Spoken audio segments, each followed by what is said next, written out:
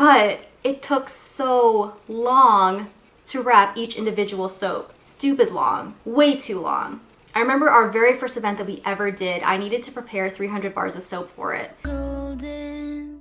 Hello everyone, I am back with another video. I don't know if you noticed at the very beginning of this video, there was an ad, so we're monetized, which is so cool because now I can include that stream of income along with my monthly income reports for my soap business. Even if it's just $10, how cool is it that I'm getting a little bit of money by making YouTube videos on soap and bath bomb making? That is awesome. My name is Jerica, and if you're new here, welcome to my channel. I talk all about my soap and bath bomb business. If you're already subscribed, welcome back. You guys are super, super awesome. Thank you so much for watching. So for today's video, I want to talk about something that's really, really interesting, and that is how I scaled my business. So when I first started my business, obviously I started super small and super simple. I had one of those silicone molds from, I think it was Crafter's Choice. I bought it from Kendora Soap Supplies, and I was able to make a 2-pound loaf of soap and then 8 bars from that. I had a really cute packaging idea where I used paper and twine. I had a very long business name. This was back when I had a different brand altogether. But the longer that I was in business and the more sales we started to make, I started to find that what we had was not cutting it. We were starting to see the amount of money that we were able to make was starting to become severely limited by the amount of product we can physically make. So the problems we had to fix were within our own processes. We quickly realized that these things needed to change in order for us to be able to scale our business so that we can meet the demand and be able to produce product faster and more efficiently. And ultimately, the way we were able to do that was to make a huge change in 3 places: our product design, our equipment, and our supplies. Starting with product design, I mentioned before, if you've been following this channel for a while, that we had a completely different brand name, completely different logo. We were a completely different company altogether. And when we first started that brand, we made a few sales here and there, and then I talked about how rebranding really changed the trajectory of our company skyward.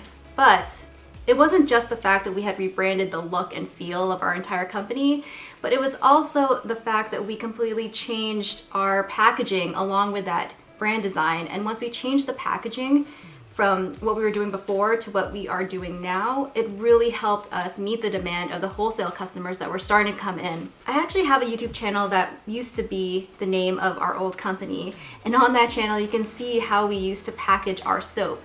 And the way we used to do it was through parchment paper that we would wrap our soaps in, and then we would have an individual card that would have the name of the soap and all of the labeling stuff. And our process used to be, we would punch holes in each card. There were 2 cards. One was the ingredient card that would go in the back, and the other was for the front of our soap. And we would thread twine through those holes and then tie it. And the end result was super, super cute, but it took so long to wrap each individual soap. Stupid long, way too long. I remember our very first event that we ever did, I needed to prepare 300 bars of soap for it. And I remember just wrapping each individual soap from 9 p.m. to 3 a.m. If you're someone like me that thinks they can do everything and it's not gonna be too much of an effort, it was too much of an effort, and it was just insanity. Soaps wrapped like this look so adorable, but they are just way, way, way, way, way too much work. If you're planning on staying small scale and wrapping maybe a few dozen a week, yes, but you're gonna start to realize how precious your time is and how you really need to be able to plan things more efficiently and get things done faster, because if you're spending hours wrapping soap, that's just not gonna cut it. So the way we solved this problem is that we went from this to this. We went from parchment wrapped soap that we needed to stick the front labels on with twine, and taking us about, I would say about maybe 3 minutes, 3 minutes of soap bar to wrap up, to being able to wrap a dozen of these in under 30 seconds. How did we do that? We invested in the National Shrink Wrap system. And this system is fantastic because it's basically a shrink wrap system, obviously, National Shrink Wrap system, but it makes the process of shrink wrapping so easy. The system we got was using the 18-inch long wand, and you basically slip your products into the 2 sides of the film, and then you use that wand to heat seal the sides and separate each product. I have a ton of videos on it, so if you wanted to go check those out, please do so.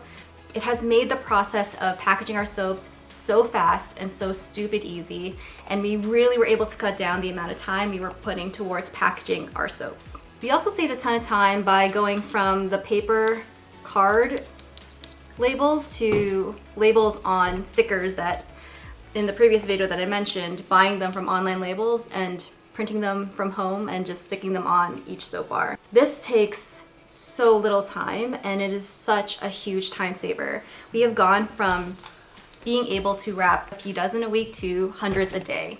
I'm not even exaggerating. So if you're finding yourself spending tons of time packaging your soap and not knowing what the heck to do on how to cut down that time, really consider National Shrink Wrap. And if you're wondering to yourself, oh, but it's plastic, they have a solution for that. I use biodegradable film, and this breaks down over 5 years instead of the 100 years that non-biodegradable film takes. Another growing pain we were experiencing was meeting the demand for bath bombs.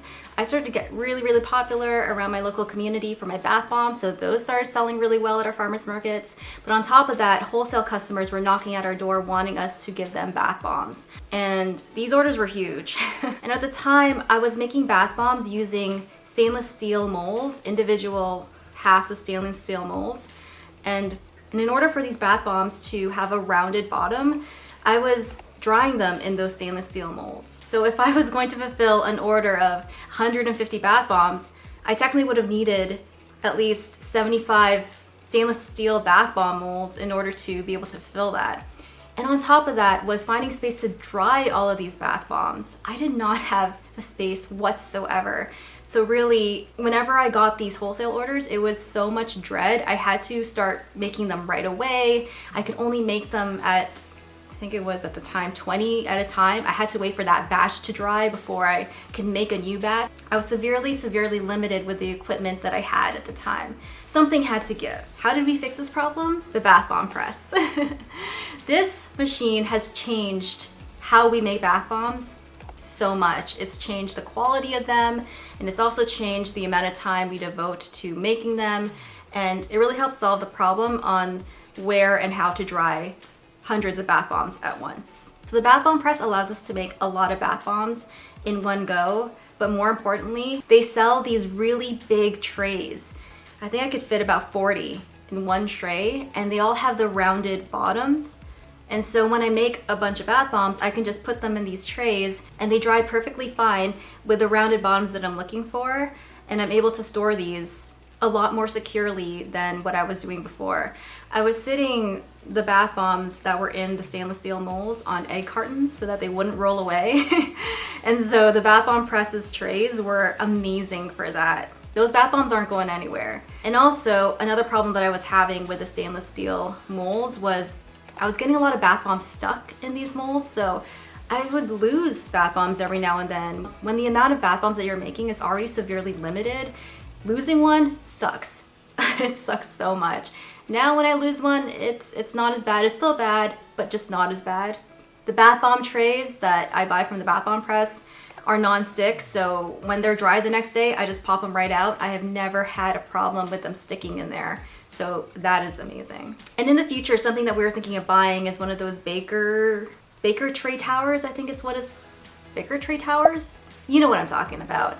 But they actually fit these bath bomb trays perfectly, and so we'll be able to stack a whole tower of these drying trays all in one place, so that solves that problem. And since we're talking about bath bombs, another problem we encountered was being able to mix a huge amount of bath bomb mix all in one go. The way we solved that problem was buying our 6-quart professional KitchenAid. We bought ours from Costco, but you can literally get this KitchenAid everywhere. You can even get it in Amazon, and I have a link down below in my description if you want to grab one of these KitchenAids for yourself. But a huge reason why the KitchenAid 6-quart is so great is not only can you make bath bombs with it, but you can also make sugar scrubs, you can also make body butters, you can make so many things with this amazing piece of equipment.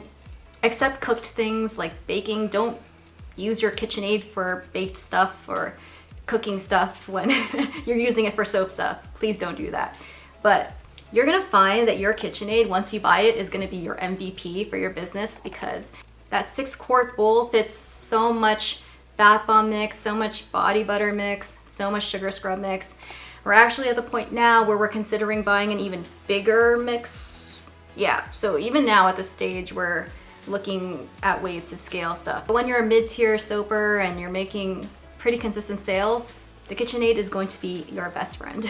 And the last change that we made when we were feeling those growing pains is investing in bulk supplies. So when you're first starting out and you're starting to make some money, you're gonna run into that dilemma of either keeping all that money for yourself and paying yourself or reinvesting it back into your business.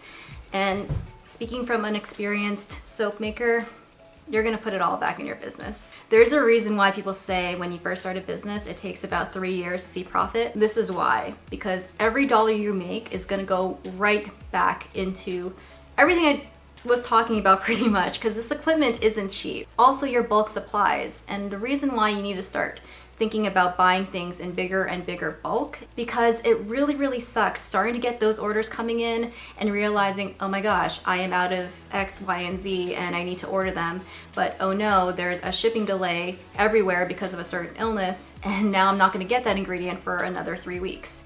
That sucks. So when you buy in bulk, you get a whole ton of that ingredient and it's ready and waiting for you to use whenever you need it.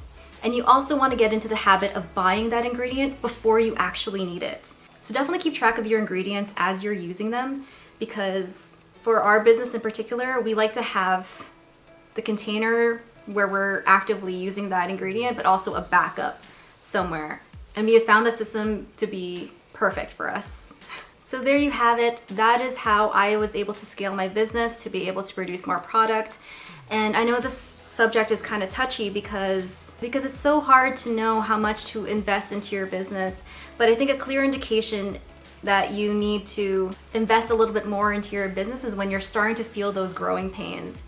Obviously, when you're first starting out and the amount of supplies you're buying, the equipment that you currently have isn't getting in the way of the amount of product you can make and sell to make yourself more money, you're not at that level yet. But if you are really feeling those growing pains, don't wait, spend that money, invest into your business and make more money, because you will find that it's so worth it in the end. Another thing I should mention to you is that we completely bootstrapped this entire company.